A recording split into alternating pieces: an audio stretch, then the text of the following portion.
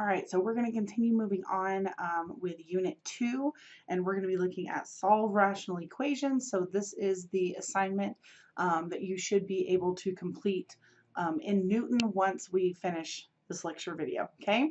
So when we talk about solving rational equations, one thing that we have to be aware of is whether or not our equation has excluded values, okay? And what excluded values are values we cannot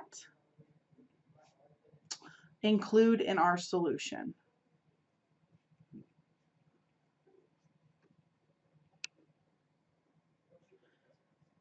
And the reason we can't include them in our solution is because they cause the denominator to equal 0, which is like not a thing, right? That makes it undefined. So any values that make the denominator 0, we can't include those as a solution to our equation. So when we talk about excluded values, these are the values we cannot include in our solution because they cause the denominator to be 0. Okay, so we're going to look out for those. I'm going to show you how to solve for the excluded values when we're working through these problems so that we're aware of them from the very beginning. Okay. The other thing that I'm going to share with you is the method that I use to solve rational equations, which is by clearing fractions. Most people don't like fractions. They don't like dealing with denominators. And so my strategy is to be able to get rid of those just to make our lives a little bit easier. So the way that we clear fractions is we pretty much identify or find the least common denominator, which we will abbreviate the LCD, okay, the least common denominator. And normally when we're dealing with fractions, right, we find what the least common denominator is and we want to write every little piece over, you know, with that same common denominator. That's not how I'm going to do it. I'm going to take that least common denominator and I'm actually going to multiply everything by it. That way all the little denominators will cancel out, okay? So we're going to find the least common denominator of all, let's say, of all the terms, then multiply all terms by that least common denominator so that all denominators cancel or reduce away. Okay, so we're going to find the least common denominator of every single term, so what works for all terms in the equation, and then we're going to multiply every single term by that least common denominator, which should cause us to be able to just cancel out all of the denominators. So let me show you what that looks like. I have it written down here in steps, okay, but I'm going to go ahead and just walk you through. So first case here, I want to find my excluded values. So in other words, values of the denominator, or values that when plugged into the denominator would cause that denominator to be 0. So if I look at this one, the value of x that would cause this denominator to be 0 would just be 0, right? If I do 3 times 0, that would be undefined. Here, if I wanted this denominator to be 0, or to figure out what makes it 0, again, it would have to be 0, right? If I do 4 times 0, it would cause that denominator to be 0. So I'm going to go ahead and list here that my excluded values for this problem is that x cannot equal 0, right? It can't equal 0. That's the only value that when I look at my denominators, I have an issue. I don't have an issue with the 2, right? Because it doesn't even have an x. So that denominator is just going to stay 2. It's not going to vary. All right, so that means I can get any answer when I'm solving this other than 0. If I get 0, then I have to say no solution, okay? All right, so now let's look at actually solving it for x. So what I want to do is I want to identify what my least common denominator is. So when I look at my least common denominator between 3 and 4x, I could use 12x, right? And then 12x will work for it as well, right? Because 2 goes into 12. So that's what I'm going to use. I'm going to use 12 and x, because I need a number that 3, 4, and 2 all go into, which would be 12, and I need an x because these ones have x's. So now that I know what my least common denominator is, I'm going to take that 12x and multiply every single term by 12x. So 12x times 2 over 3x minus 12x times 1 over 4x equals 12x times negative 1/2. Okay, so the reason that I'm multiplying everything by the least common denominator is now that least common denominator and the denominator that's there should cancel out, right? So here I can cancel my x's, right? And I can also cancel my 3 because 3 goes into 12 4 times. So what I'm left with for this term is just 4 times the 2 that was left on top of that fraction. Okay, and then I want to do the same thing here. My x's will cancel, right? And 4 goes into 12 3 times. So notice I have the negative that was out front here. So I have a negative 3 times the 1 that was left on top. And then my last term, 2 goes into 12 6 times, right? So 6 times the negative 1 that was left on top. Oh, sorry, I have an x here. Forgot to write my x in. So 2 cancels with my 12, right? And I'm left with just that x plus the 6. So 6x, sorry, there we go. Sorry about that. All right, so when we simplify this, 4 times 2 gives us 8, negative 3 times 1 gives us negative 3, and 6x times negative 1 gives us negative 6x. And then this is something much easier to solve, right? 8 minus 3 gives us 5, which is equal to negative 6x. And then to solve for x, all we have to do is divide off that negative 6. When I divide off my negative 6, this tells me that x is equal to negative 5/6, right? And then all I have to do is make sure that that's not an excluded value. So when I look back over here, remember the only answer that I couldn't get was 0.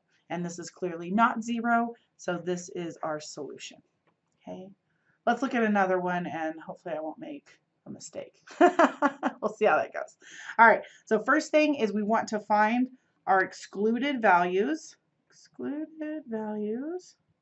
So I'm looking at my denominators here. Nothing is going to cause that 5 to change from a 5 into magically a 0, right? So I want to look at my next denominator. I have 6x. Well, the only value of x here that would make it undefined is 0. So we already know that x can't equal 0. And the same thing on this last one, right? The only value of x that would cause this denominator to be 0 would be a 0. So again, x can't be 0. So now I know, I hope I get an answer other than 0 here. So I'm going to go ahead and move forward and identify what my least common denominator is for all terms. So if I look at my numbers, 5, 6, and 8, I need to find a number that 5, 6, and 8 all go into. And if you're not sure what it is off the top of your head, we can just go a couple of numbers at a time, right? So 5 and 6, the smallest number that 5 and 6 both go into is 30, right? So I need to find something that 30 and also 8 go into, which I believe would be, what, probably 120. So I'm going to use 120. And then because these two terms have x's, I also need an x. Okay. So once I've found the smallest, the least common denominator between all of them, I'm going to take that denominator and multiply every term by it. So I'm going to do 120x times 3/5 plus 120x times 7 over 6x equals 120x times 1 over 8x. Okay, so just multiplying every single term by that least common denominator that we came up with. Okay, and this should cause all these denominators to cancel. So on the first one, 5 goes into 120 24 times. So I'm left with the 24 times the x times the 3 on top. So I have 24x times 3. Okay, on my next piece, my x's are going to cancel, right? And 6 goes into 120 20 times. So I'm left with a 20 and the 7 from the top of that fraction. And then I want to reduce my last one. So again, my x's will cancel. And then I can also cancel my 8 and my 120. 8 goes into 120 15 times. So I have the 15 left from reducing and the 1 from the top of the fraction. So 15 times 1. Okay, and now this is something that's much easier to work with, right? So 24x times 3 is going to give me 72x. 20 times 7 is 140, and that's equal to 15. And then I need to go ahead and solve for x. So I'm going to move my 140 to the other side by subtracting, which gives me 72x is equal to negative 125. And then I need to get x by itself by dividing off my 72. Okay. So we end up with x is equal to negative 125 over 72. Now, we always want to make sure that our answer is completely reduced. In this case, it is. 125 and 72 don't have any common factors. But if you're not sure, you should check, right? See if they're both even, see if they're both divisible by 3, see if they're both divisible by 5, whatever it may be. There's actually the fraction button on your calculator, not graphing calculator. Can't use a graphing calculator for this class, but on your just scientific calculator, if you use the fraction button and type in 125 over 72, it should reduce it for you. Okay, not the division sign, but the actual fraction button. So if you want more information on that, let me know and I can try to help you locate your fraction button. All right, so let me look at a couple more and then I want y'all to try some. Now that we're getting the hang of it, let's look at a little bit more difficult ones. So here again, before we start clearing fractions and solving for x and all of that, we want to first find our excluded values. So we're going to go ahead and write our excluded values, remember, are the values of x that make the denominator 0. So we want to know what can x not be, right? So if we look at our first denominator, the only thing we have in that denominator is an x, which means that x just can't be 0, right? Because we can't have a denominator of 0. But when I look at my second one here, x plus 2, what would cause it to be 0? Well, what would I have to add to positive 2 to make it 0? I would have to add a negative 2, right? So that means that x cannot be a negative 2 either, because these two numbers would cause one of the denominators to be 0, which would make the whole thing undefined, okay? So as long as I get an answer other than 0 or negative 2, I'm okay. So let's go ahead and move on into finding the least common denominator. Now in this case, for this denominator to go away, I need an x, right? In order for this denominator to go away, I need an x plus 2. And I can't just use x plus 2, because if I were to multiply this side by x plus 2, that x plus 2 is a quantity, right? And the only way to, you can't cancel anything out of a quantity. The only way to get rid of a quantity is to cancel that quantity with itself. So that means for my least common denominator, I'm actually going to just take both denominators. In order to clear both, I'm just going to take both, because x plus 2 will not cancel out that x. And this x will not cancel out the x that is stuck inside that quantity. Okay, so let's go ahead and take this least common denominator and multiply both terms by it. So on the left-hand side, I'm going to do x times x plus 2 times negative 7 over x is equal to x times x plus 2 times negative 5 over x plus 2. Okay, so just multiplying that least common denominator on both sides of my equation. And now we can easily see what cancels, right? On the left-hand side, my x's cancel. So I'm left with the x plus 2 times negative 7. On the other side, my x plus 2 quantity cancels, and I'm left with x times negative 5. So this should be something that is much easier for us to solve. On the left-hand side, we're going to go ahead and distribute that negative 7 in. So I get negative 7x minus 14 is equal to x times negative 5 is just negative 5x. And then we just move on solving for x, right? So I'm going to go ahead and move my 7x to the other side to get my x terms together. So I end up with negative 14 is equal to 2x. And then the last thing I have to do is just get rid of that 2. And I do that by dividing it off. So this gives me x is equal to negative 14 over 2, which reduces to negative 7. Okay. Notice negative 7 is not one of our excluded values. So that means it's okay to get that answer, and we can go ahead and circle it or box it in. Okay. Be sure when you're working your worksheets, you clearly identify your answer either by circling it or boxing it in or highlighting it, whatever your preferred method is, so that I can easily see this is your final answer, okay? All right, let me look at one more and then I'll have y'all try some. So looking at this, this looks kind of not in focus. Let me see. Let me try to refocus this. Okay, that's a little bit better. All right, so again, we always start with our excluded values. Excluded values. And these are the values of x that would make the denominator 0. So notice our first denominator is 7. That's not going to turn into a 0. Our next denominator is x minus 3. What would x have to be in order for this denominator to turn into a 0? Well, that x would have to be a positive 3. So that means x cannot equal positive 3 because it would cause that denominator to be 0, right? And same thing with the last denominator. It also can't be positive 3. So now that we know the answers that we should not get or we cannot get, let's go ahead and find our least common denominator. Now our least common denominator has to be able to cancel out all of the denominators that we have. So our first denominator is a 7, so I need that. Our second denominator is an x minus 3. Again, this is a whole quantity. The only way to get rid of that is to have that whole quantity in our least common denominator. Okay, and then on our last term, we also have the quantity x minus 3, but since we've already got it in our least common denominator, we don't need an extra copy of it. Okay, that one is plenty.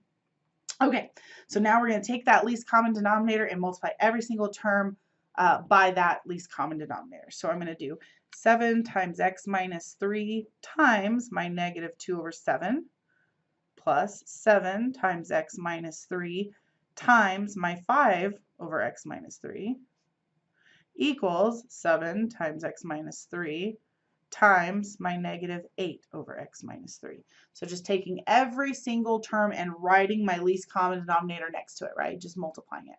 And now I can go ahead and start canceling things. So my 7's cancel, so I'm left with negative 2 times x minus 3, or x minus 3 times negative 2, doesn't matter which order you write it in. Okay, on the next one, my x minus 3's cancel, and I'm left with 7 times the 5 that was left on top.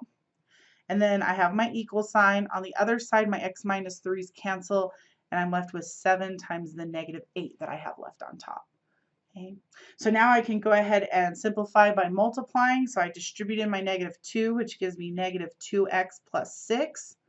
7 and 5 gives me 35. And 7 and negative 8 gives me negative 56. So I want to go ahead and combine my like terms on the left-hand side, my 6 and my 35. So I get negative 2x plus 41 is equal to negative 56. Then I move my 41 to the other side by subtracting so that all of my constant terms are together.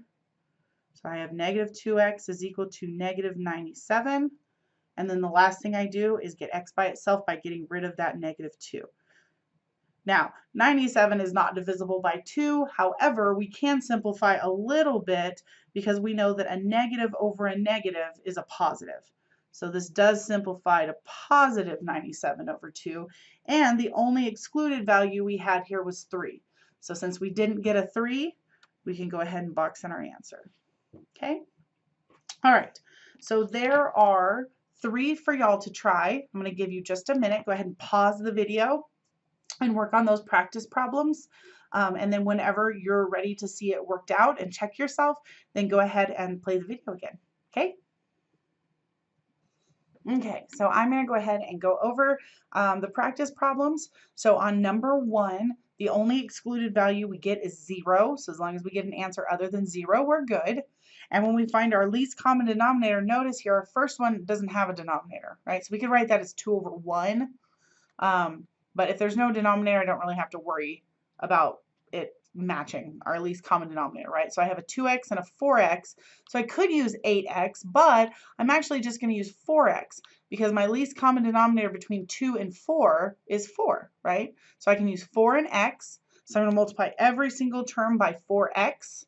and then I should be able to cancel everything. Now notice on the first term, because it doesn't have a denominator, there's nothing to cancel out. So if there's nothing to cancel out, we just go ahead and multiply those together, okay? So regardless if it has a denominator or not, we still have to multiply every single term by our least common denominator, okay?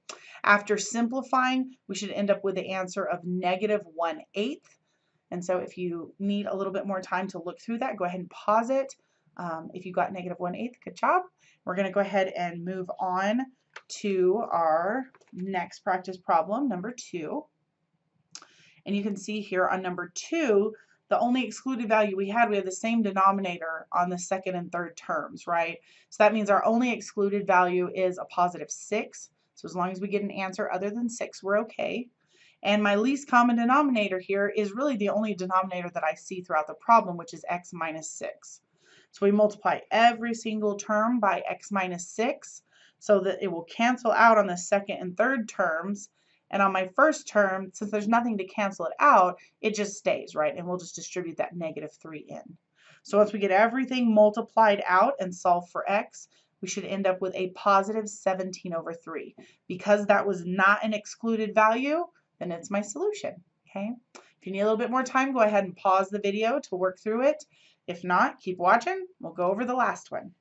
So number 3, trying to get it to where my paper is not glaring here. All right, so on number 3, notice we have 2 denominators. What would make this denominator 0 is a 0. What would make this denominator 0 is a -5.